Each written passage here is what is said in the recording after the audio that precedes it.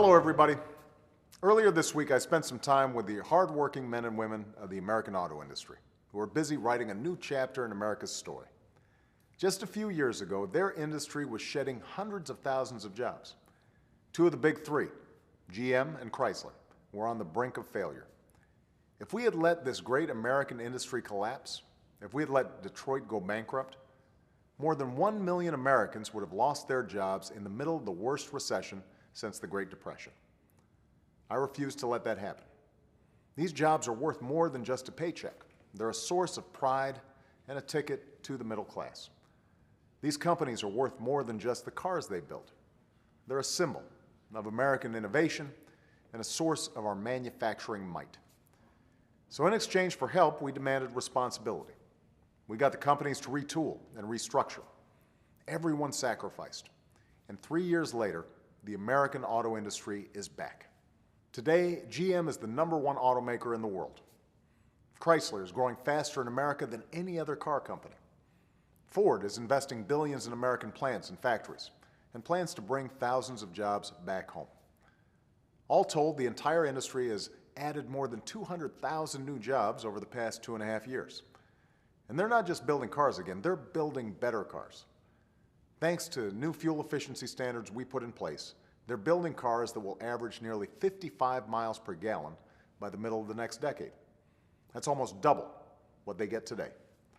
That means folks will be able to fill up every 2 weeks instead of every week, saving the typical family more than $8,000 at the pump over time. That's a big deal, especially as families are yet again feeling the pinch from rising gas prices. So what's happening in Detroit will make a difference, but it won't solve everything. There's no silver bullet for avoiding spikes in gas prices every year. There's no shortcut to taking control of our energy future.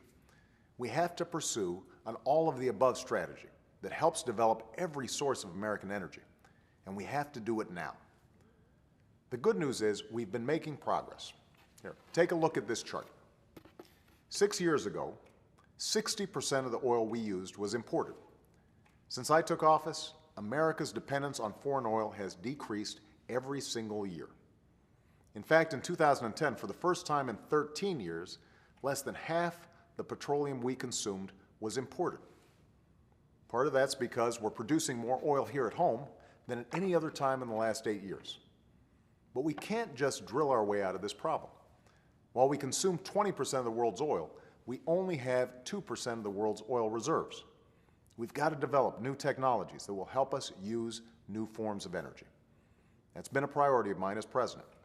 And because of the investments we've made, our use of clean, renewable energy has nearly doubled, and thousands of Americans have jobs because of it.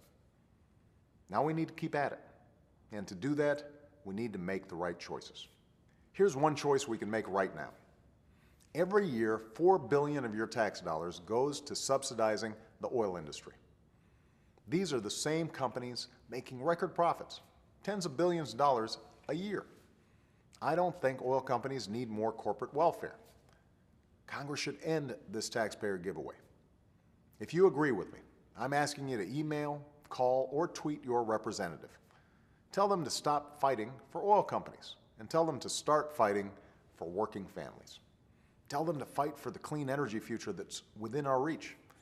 Because the sooner we all get started, the sooner we'll get there together. Thanks, and have a great weekend.